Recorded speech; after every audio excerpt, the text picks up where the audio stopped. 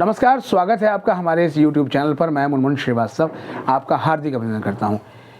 दिल्ली विश्वविद्यालय में 31 दिसंबर को यूजी और पीजी के जो दाखिले हैं वो रजिस्ट्रार के नोटिस के मुताबिक अब बंद हो चुके हैं। लेकिन अगर ये दाखिले बंद हो चुके हैं तो प्रतिदिन ड्यू के एडमिशन ब्रांच पर ये जो है पेरेंट्स की और एडमिशन एस्पिरेंट्स की इतनी बड़ी संख्या नज़र क्यों आ रही है? लगातार फ़ोन आ रहे हैं, मेरा ईमेल पूरा भर चुका है, वीडियोस पे लगातार कमेंट हैं कि सर क्या हमारा साल ख़राब होगा, क्या हमें एक और स्पॉट राउंड नहीं मिलना चाहिए।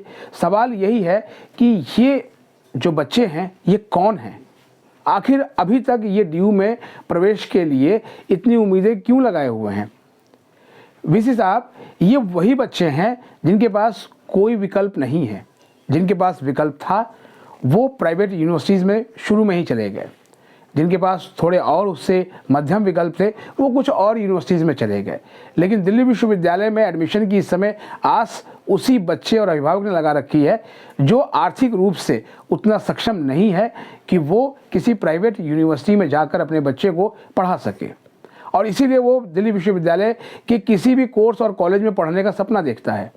एक कमेंट में पढ़ रहा था एक बच्चे का, उसने ये लिखा कि उसके 509 जो है वो उसका स्कोर है और उसे किसी भी कॉलेज में एडमिशन नहीं मिला। 509 स्कोर है, तो स्पॉट राउंड का फिर क्या मतलब रह गया था? अगर स्पॉट राउंड में भी मेरिट हाई ही रखी गई थी और बच्चों को जो है वो एडमिशन नहीं मिला तो उन स्पेशल स्पॉट राउंड का कोई मतलब नहीं रहा था। इसका मतलब ये जो दोनों स्पेशल स्पॉट राउंड हुए वो काफ़ी हद तक वो धोखा ही साबित हुए। दिल्ली विश्वविद्यालय के एक सूत्र से हमने पता किया कि जिस कॉलेज के बारे में जो है वो उस बच्चे ने बताया कि उसने उसकी प्रेफरेंस भरी थी, ऐसे हमने 3 और 4 कॉलेजेस का एक ब्यौरा लिया और एक जो संख्या मालूम हुई उसमें ये थी कि अभी भी वहाँ उस कोर्स में सीटें खाली हैं। यानी कि वो बच्चा या तो उस मेरिट को मीटअप नहीं कर पाया जो मेरिट उसको उसके लिए लगाई गई थी, या ऐसे ही जितने बच्चों के लिए लगाई गई हो।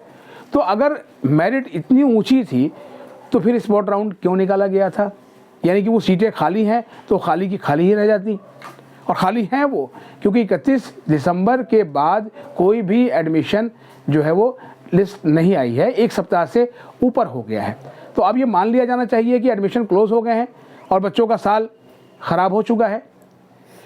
कहा जा रहा है कि अगर अब मैनुअली अगर एडमिशन शुरू कर दिए जाएँ तो बहुत देरी हो चुकी है, क्योंकि फरवरी में बच्चों को एग्ज़ाम देना है।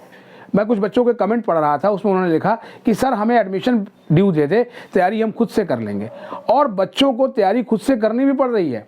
इसका एक एग्जांपल आपको बताता हूँ। पिछले दिनों दिल्ली विश्वविद्यालय के एक कॉलेज में, वो इवनिंग कॉलेज है, और वहाँ बच्चों ने प्रिंसिपल ऑफिस के पास प्रोटेस्ट किया। और जानते हैं वो प्रोटेस्ट क्यों हुआ? वो प्रोटेस्ट इसलिए हुआ कि उनकी कक्षाएँ नहीं चल रही हैं। आपको सुनकर बड़ा आश्चर्य होगा वीसी साहब कि वो कक्षाएँ नहीं चल रही हैं। जी हाँ, क्योंकि जहाँ पर भी एग्ज़ाम चल रहे थे वहाँ कुछ कॉलेजेस ने अघोषित रूप से या तो क्लासेस को ऑनलाइन कर दिया और या फिर जो है वो क्लासेस लगभग कैंसिल रही, और अभी भी जो है क्लासेस बहुत प्रॉपर नहीं हो पा रही हैं। दिल्ली विश्वविद्यालय में तो वैसे भी एकेडमिक काउंसिल और जो है एग्जीक्यूटिव काउंसिल के इलेक्शन की जो है वो का बिगुल बच चुका है, और जो कैंडिडेट्स हैं और उनके जो समर्थक हैं वो प्रचार में जुटे हुए हैं। प्रचार होना भी चाहिए क्योंकि चुनाव हैं। तो ये 7 दिन बनाम 365 दिन अगर इन बच्चों का साल ख़राब होता है तो उसके लिए ज़िम्मेदार कौन होगा? हम ये नहीं कह रहे हैं कि दिल्ली विश्वविद्यालय में सबको एडमिशन मिलना चाहिए, सबको एडमिशन मिल भी नहीं सकता। लेकिन क्या 5 लाख जो एप्लीकेशंस हैं, उन 5 लाख एप्लीकेशंस में आप 70,000 भी बच्चों को नहीं ढूंढ पाए जिनको कि आप एडमिशन दे दें, और आप बहुत ही फ़ख्र के साथ कह रहे हैं कि हमारी सीटें खाली हैं? सवाल ये है कि आपको अंबेडकर यूनिवर्सिटी दिल्ली और आईपी यूनिवर्सिटी से सीखना चाहिए। गुरु गोविंद सिंह इंद्रप्रस्थ यूनिवर्सिटी में ऑफलाइन स्पॉट काउंसलिंग शुरू हुई और उन्होंने उन बच्चों को भी अलाउ किया जिन्होंने CUET का एग्ज़ाम नहीं दिया था।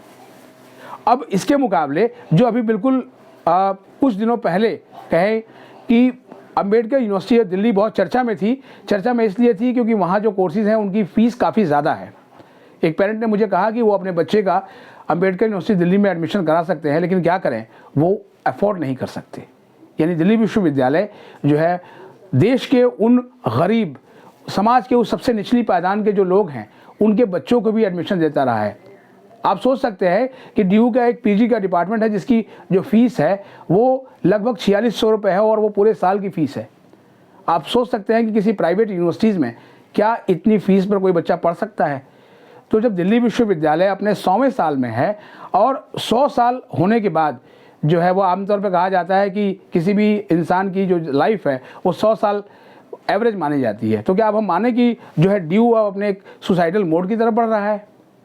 जहां उन्हें बच्चों को अंगीकार करना चाहिए था वहां वो बिल्कुल ये मान के बैठ गया है कि अब तो जी सीटें नहीं भर रही हैं, बच्चे नहीं मिल रहे हैं। जो प्रशासन का तर्क है वो ये है कि लैंग्वेज कोर्सेज में सीटें खाली हैं और लैंग्वेज कोर्सेज में सीटें बच्चे लेना नहीं चाहते हैं, इसलिए सीटें खाली बची हुई हैं और इनको भरा नहीं जा सकता। पेरेंट्स का और जो एडमिशन एस्पिरेंट्स हैं उनका तर्क इससे जुदा है।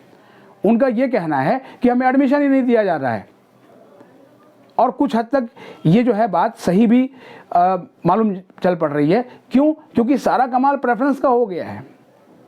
प्रेफरेंस शीट इतनी बड़ी हो गई कि आपका CUT के एग्ज़ाम का स्कोर भी कोई मायने नहीं रखता। आप जब शुरू से एडमिशन लेते आ रहे हैं, लास्ट तक आ गए, सीटें आपकी वैकेंट है, लेकिन फिर भी आपने अपनी मेरिट हाई रखी हुई है।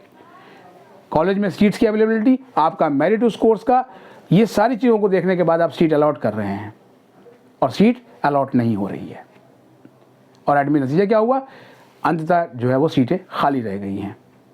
मेरा दिल्ली विश्वविद्यालय प्रशासन से अनुरोध है कि ये 7 और 10 दिन कोई बहुत ज़्यादा मायने नहीं रखते हैं, बजाय कि बच्चे का साल ख़राब हो। क्योंकि किसी बच्चे के लिए दिल्ली विश्वविद्यालय में पढ़ना उसका एक सपना होता है, और अगर उसका साल ख़राब होता है तो आप समझ सकते हैं कि उसका पूरा परिवार प्रभावित होता है।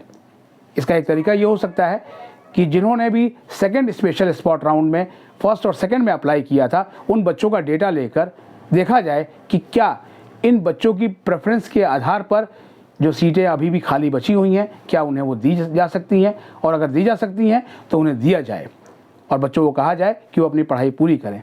विश्वविद्यालय प्रशासन चाहे तो उनको कुछ एक्स्ट्रा क्लासेस भी दे सकता है। शिक्षक तैयार हैं। मेरी कई शिक्षकों से बात हुई, उन्होंने कहा कि हाँ, अगर विश्वविद्यालय प्रशासन जो है वो इन सीटों को भरता है, क्योंकि सीटें खाली रहना आप सोच सकते हैं कि DU की छवि को भी खराब कर रहा है। ये मेरा सौभाग्य है कि मैंने दिल्ली विश्वविद्यालय में पढ़ाई की और दिल्ली विश्वविद्यालय की लगातार 2 दशक तक मैंने रिपोर्टिंग की, और इसीलिए आज मैं इतनी बात कहने का एक मुझे लगता है कि हक भी है, जहाँ मैं कहूँ ये बात अपनी कि उन बच्चों के लिए एंट्री दीजिए जो बच्चे अभी भी कहीं नहीं गए और दिल्ली विश्वविद्यालय में प्रवेश का सपना संजोए हुए थे। अगर आप हमारे चैनल पर नए हैं तो चैनल को सब्सक्राइब कर लें और इसे अपने दोस्तों के बीच शेयर करें। मिलते हैं एक और एपिसोड के साथ, तब तक के लिए नमस्कार।